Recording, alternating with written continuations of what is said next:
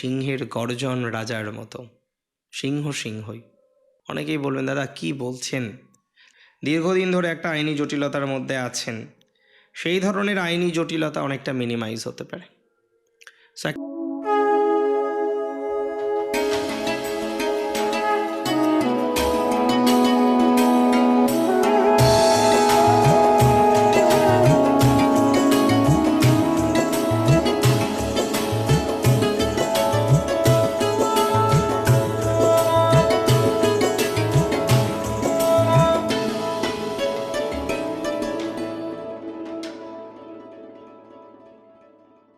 নমস্কার, জয় শ্রী গণেশ।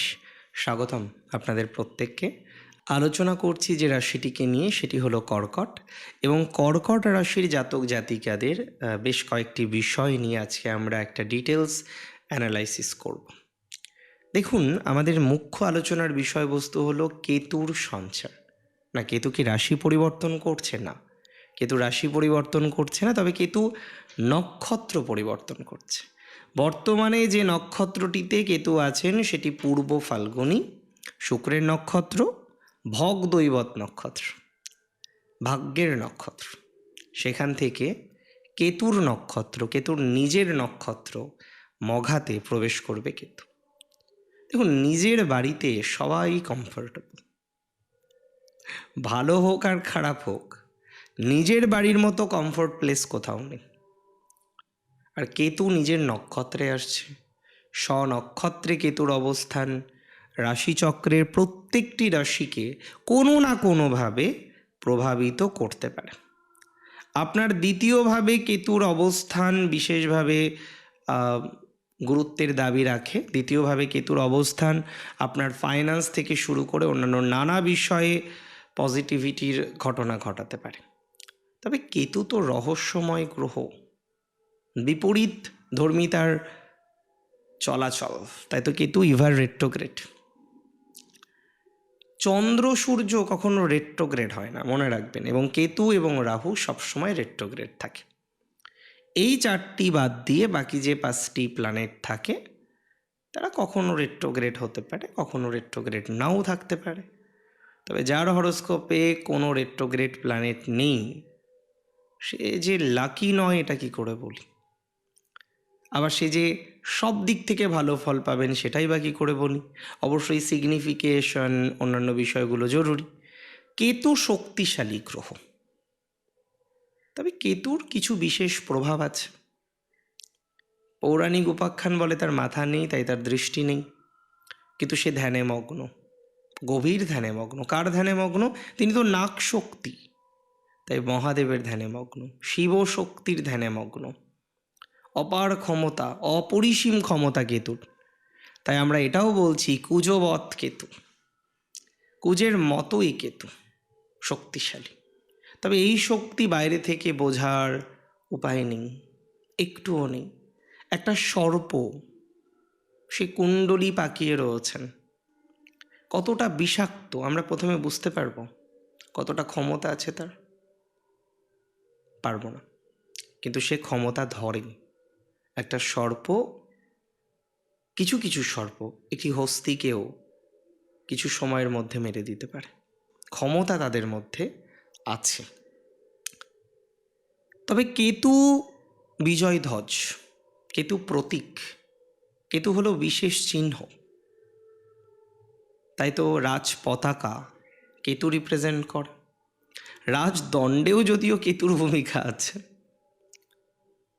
সাইনবোর্ডে কেতুর ভূমিকা আছে। তাই তো সাইনবোর্ড তৈরির ক্ষেত্রে কেতুকে বিশেষ গুরুত্ব দিতে হয়। আপনার হরোস্কোপে কেতু কোথায় আছে, আপনি একটা ব্যানার বানিয়েছেন আপনার প্রতিষ্ঠানের জন্য, আপনি কেতুর বিপরীত ধর্মী কাজগুলো করেছেন, তাহলে মুশকিল, সাকসেস পেতে দেরি হবে। মুশকিল আর কি, কিছুই না, কিন্তু দেরি হবে, লেট হবে, তাই না? যেটা সহজে পাওয়ার কথা ছিল সেটা দেরি করে পাবো। মঘা নক্ষত্র পিতৃপুরুষের বা পিতৃগণের নক্ষত্র। এ দেবতা পিতৃগণ, সুসজ্জিত সিংহাসনযুক্ত ভরা রাজসভা মঘার বৈশিষ্ট্য। রাজ শব্দটা আসা মানে ইগো, শুধু ইগো, দায়িত্ব, রেসপন্সিবিলিটিস, জ্যোতি, প্রকাশ, আলো, এগুলো তো রাজা। রাজা কি এমনি রাজা? জঙ্গল দেখি না আমরা? জঙ্গলের রাজা কে? সিংহ। কিন্তু সব থেকে দ্রুত কি সিংহ দৌড়ায় না। সিংহ কি সব থেকে বড় প্রাণী? তাহলে তো হাতি হাসবে। সিংহ কি সব থেকে লম্বা প্রাণী? তাহলে তো জিরাফ হাসবে, তাই না? তাহলে সিংহ কেন সিংহ? সিংহ কি সব থেকে বিষধর? একদমই না। কিন্তু সিংহের গর্জন রাজার মতো। সিংহই। তাহলে বুঝতে হবে যে কেতুর ভূমিকা কোন জায়গায়। কেতু যে নক্ষত্রটিতে আসছে, রাজ নক্ষত্র, কেতু যে নক্ষত্রটিতে আসছে, প্রচুর পজিটিভ ফলাফল আসতে পারে, প্রভাব বৃদ্ধি হতে পারে, জাঁকজমক হতে পারে। আপনার চন্দ্র যার দেখবেন মঘাতে, তার মেন্টালিটির মধ্যে এগুলো আছে। আর আপনার কেতু আসছে দ্বিতীয়ভাবে, অনেকগুলো বিষয়ে লাভ পাবেন, আমি প্রথমেই বলে দিই। তবে সব বিষয় না। কোন কোন বিষয়ে লাভ আসতে পারে? ফার্স্ট, লাভ আপনার বৃদ্ধিপ্রাপ্ত হতে পারে অর্থে। অনেকেই বলবেন, দাদা কি বলছেন, লাস্ট 1-1.5 বছর ধরে আর্থিক অবস্থাটা তো খুবই, হোক না।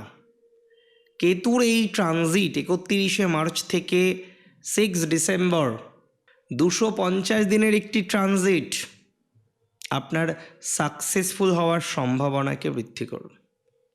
কিছু আটকে থাকা ফাইন্যান্স আপনার আসবে, কিছু পিতৃপুরুষের ফাইন্যান্স, যেখানে হয়তো বিরাট একটা সমৃদ্ধি আসার কথা ছিল। কোনো একজন পিতৃপুরুষ তার চলে যাওয়ার পর তার সম্পত্তি হয়তো আপনার পাওয়ার কথা ছিল, বা তার আশীর্বাদ থাকার কারণে আপনি হয়তো কিছু সম্পদ পেতে পারতেন, কিন্তু পাননি। এটা ইম্পর্ট্যান্ট। আর পাননি বলেই এত প্রবলেম। তবে বলে দিই আমি, এই ট্রানজিটে কিছু পিতৃপুরুষের সম্পদ পাওয়া যেতে পারে, আরও বেশি সম্পদশালী হওয়ার সম্ভাবনাটা বাড়বে। কিছু মঞ্জুর হবে, যেমন লোন পাস হয়ে যাবে অনেকের। সেটা হোম লোন হোক, ভেহিকেল লোন হোক, পার্সোনাল লোন হোক, যে কোনো ধরনের হোক না কেন। আবার কিছু কিছু ক্ষেত্রে চাকরির ইন্টারভিউ কোয়ালিফাই করতে পারবেন, কোনো ধরনের টেন্ডার পাস হতে পারে। যারা কাজ করেন, অনেকে আছেন সরকারি চাকরি করে না, কিন্তু সরকারের সাথেই কাজ করে। তাহলে এই ধরনের বিষয়গুলো পাস হওয়ার সম্ভাবনাটা প্রচুর পরিমাণে বেশি দেখতে পাচ্ছি। কোনো কোনো ক্ষেত্রে আমি এটাও এক্সপেক্ট করি, কোনো কোনো ক্ষেত্রে এই বিষয়টার এক্সপেকটেশন রাখা যায় যে প্রচুর পরিমাণে উদারতা বৃদ্ধিপ্রাপ্ত হবে। আপনি কিছু দান করতে চলেছেন। কিছু কিছু ক্ষেত্রে আপনি দেখতে পারবেন আপনার শ্রদ্ধা কোনো পার্টিকুলার মানুষদের প্রতি বেড়ে যাবে। কোনো আইনি জটিলতা যেটা সম্পত্তিকে কেন্দ্র করে হচ্ছে, দীর্ঘদিন ধরে একটা আইনি জটিলতার মধ্যে আছেন, সেই ধরনের আইনি জটিলতা অনেকটা মিনিমাইজ হতে পারে। সো একটা আইনি জটিলতা আপনার কমে যাবে। আইনি জটিলতা কমার মতো কম্বিনেশন আছে, আইনি জটিলতা কমার মতো সংযোগ দেখতে পাচ্ছি। এটা নিয়ে কোনো ডাউট আমার কিন্তু নেই। সো আইনি জটিলতা নিয়ে অসুবিধা কিন্তু হবে না, এটা দায়িত্ব নিয়ে বলি আপনাকে। এবং আমি এটাও বলি যে অনেকে হয়তো কোনো একটা অ্যাওয়ার্ডের প্রত্যাশা করেন, কোনো একটা বিষয় মঞ্জুর হওয়া বা স্যাংশন হওয়ার প্রত্যাশা করেন, কিন্তু কোনো একটা জ্ঞাত বা অজ্ঞাত কারণে আপনার সেই ইপ্সাটা সেটা পূরণ হচ্ছে না।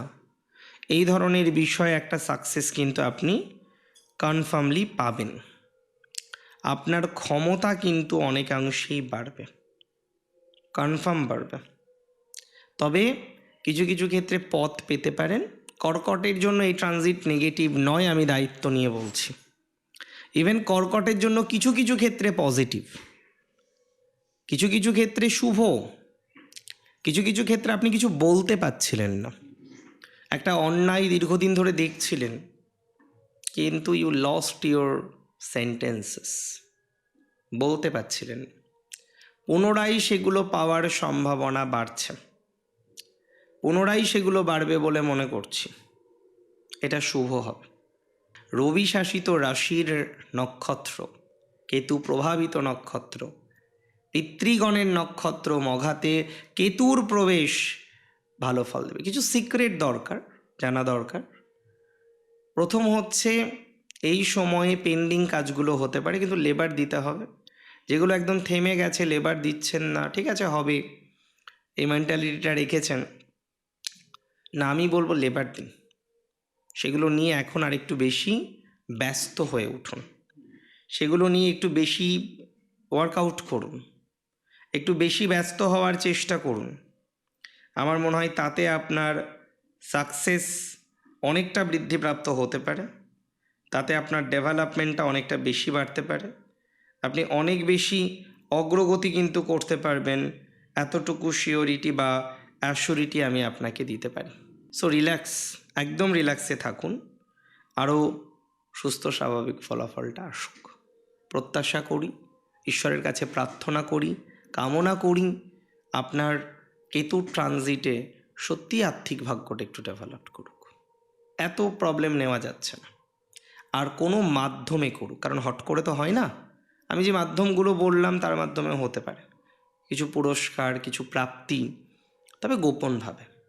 আর একটা কথা সিক্রেট মাথায় রাখবেন, কত পেয়েছেন, কত টাকা আছে, ফাইন্যান্সটা কাউকে শেয়ার করবেন না, সিক্রেট রাখুন। ভালো থাকুন আপনি। জয় শ্রী গণেশ।